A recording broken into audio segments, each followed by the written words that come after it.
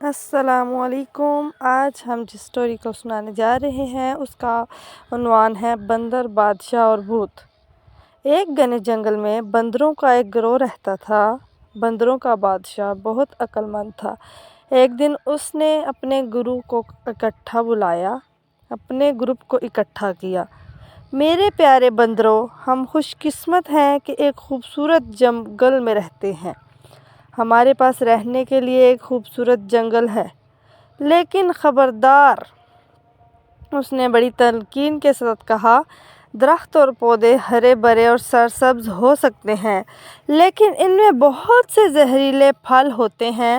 تالاب صاف چمکتا ہوا پانی ہو سکتے ہیں، لیکن ان میں سے ایک میں بھوت رہتا ہے۔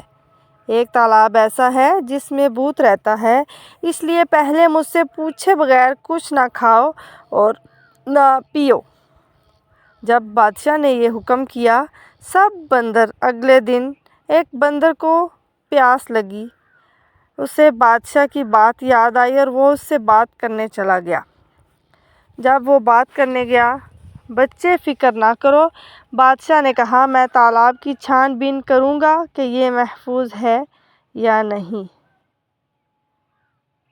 ایسے ہی جب وہ تالاب کے قریب پہنچا تو اس نے دیکھا کہ بڑے بڑے قدم اندر جا رہے ہیں لیکن باہر نہیں آ رہے۔ بادشاہ نے نتیجہ اخذ کر لیا کہ یہاں بھوت ہے، کہ وہ یہاں سے ہمارے قدم بڑے بڑے نظر آ رہے ہیں اور ہاتھ بھی بڑے بڑے نظر آ رہے ہیں۔ بادشاہ نے نتیجہ اخذ کیا کہ یہ جگہ ہے جہاں بھوت چھپا ہوا تھا۔ سب بندر رونے لگے اس فکر میں کہ وہ پانی کیسے پئیں گے۔ بادشاہ نے انہیں تسلی دی اور بھوت کا مقابلہ کرنے چلا گیا۔ بادشاہ جب مقابلہ کرنے کے لیے گیا، بندر چھوٹے جو اس کے ماتحت تھے وہ بہت پریشان تھے کہ اب نہ جانے کیا واقعہ پیش آئے گا، ہمارا بادشاہ سلامت رہے گا یا نہیں۔ جب بندر مقابلہ کرنے کے لیے چلا گیا تو سب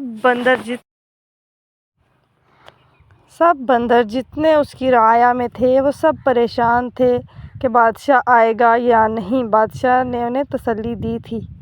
بھوت نے قہقہہ لگایا، تم بڑے مخمصے میں ہو بندر بادشاہ۔ یعنی بھوت نے کیا کہا؟ تم بڑے مخمصے میں ہو بادشاہ، اگر تمہارے بندر تالاب میں آئے تو میں انہیں کھا لوں گا، اگر وہ ایسا نہ کریں تو وہ پیاس سے مر جائیں گے۔ بادشاہ نے جب یہ بات سنی تو وہ بہت پریشان ہوا، لیکن پریشانی کے بعد اس نے اس معاملے کو سلجھانے کا حل سوچا۔ ظاہر سی بات ہے، کوئی بھی مسئلہ ہو تو اس کا ایک حل ہوتا ہے۔ بادشاہ نے سوچا، مجھے کوئی حل تلاش کرنا چاہیے۔ اس نے اپنے بندروں سے بانس کے ٹکڑے جمع کرنے کو کہا۔ کیا کہا؟ بانس کے ٹکڑے جمع کرنے کو کہا۔ کھوکھلی بانس کے چھڑیوں کو آپس میں جوڑ کر اس نے ایک بڑا پائپ بنایا جو تالاب کو پانی چوستا تھا۔ کیا کرتا تھا کہ وہ جو تالاب کا پانی جتنا بھی تھا وہ بانس چوس لیتا تھا۔ بندر اپنے دل کی خواہش کے مطابق پینے کے قابل تھے۔ بادشاہ کا اس حل دیکھ کر سب بندر بہت خوش ہوئے۔ سب کی طرف سے بندر بادشاہ کو سلام۔ بندروں نے نعرے لگائے اور اس خوشی کو خوب منایا اور بادشاہ کی ہمیشہ جو بات اس نے کہی مانی۔